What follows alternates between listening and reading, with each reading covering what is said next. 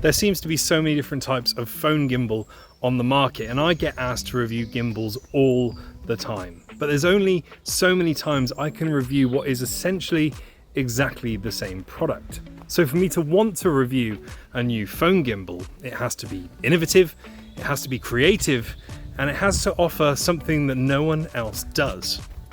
Introducing the Hohem iSteady V2.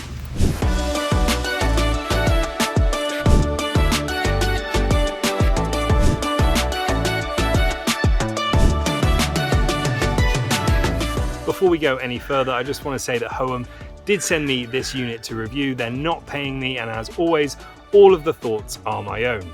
There's some good bits, and there's some not so good bits. So what makes this phone gimbal different to the competition? You can start and stop the recording on the device, as well as zoom in and out. You can tilt the camera. You can pan the camera. And it comes with a really nifty little tripod, which you can mount to the bottom and place it pretty much wherever you want. But those features aren't unique to this device. What is unique to this device is the face tracking camera on the top. So whenever I move around, I can guarantee that my face is always going to stay within that frame. As well as the face tracking camera, the module also has a small LED with 3 brightness settings, which allows you to get an extra bit of light if you're filming in a dark scenario. It's not really bright, but it'll definitely help. The idea of face tracking on a camera isn't revolutionary. We've seen it before in drones and pocket cameras, but I've never seen it before on a phone gimbal, and I think it's quite an interesting idea. But how well does it actually work? You can see it's tracking my face quite well as I move along, but let's place the gimbal on the ground and see how well it does.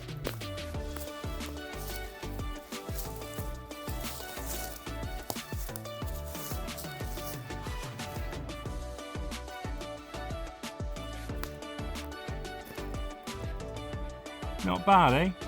Face tracking aside, I just want to touch on whether this is a good gimbal in general to use for your phone. And the answer, I think, is yes.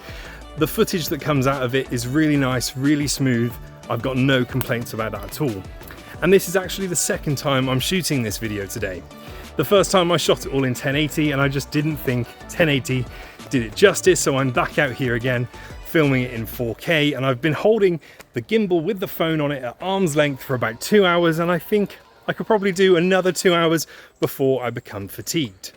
Another really nice thing about this gimbal is it folds up into a really small form factor.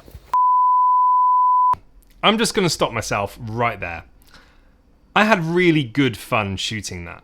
It was a pleasure to use this gimbal, and the hardware is stunning. I've used a lot of different phone gimbals, and honestly, this is probably the best one I've ever used. It's small, it's light, and it does everything I want, hardware-wise. Software-wise, the app, on Android anyway, really lets it down, and it's a massive shame.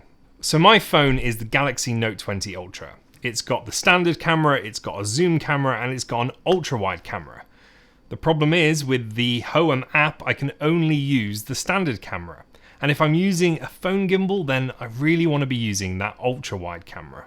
The second problem is, when I'm filming with the phone in the app, it's always out of focus. The shots I've showed you so far are the shots that were in focus, but a lot of the times it was missing focus, and this phone doesn't miss focus. It's absolutely amazing. So I can only imagine it has something to do with the app. And if you're going to have that face tracking feature where you know that your face is always in the frame, you'd really like it if your face was in focus as well. Honestly, as a gimbal, it's amazing, but it just gets let down by the software. And you can just use the generic camera app on your phone, but then you can't use the face tracking. I do have one more problem with this gimbal, and it's not unique to this gimbal, but it is an issue that really does bother me, and it's that my phone is one of the best phones on the market. It's a flagship device, and it doesn't clear the gimbal. It gets stuck when I'm trying to use some of the more advanced features. This gimbal can do inception mode, so it could spin the camera continuously. It's got some really nice features, but none of them seem to work with my phone. I don't think it would be that much of a problem to give it just a little bit more clearance. Yes, it wouldn't be quite as small when it was compacted down, but at least I'd be able to use those more advanced features.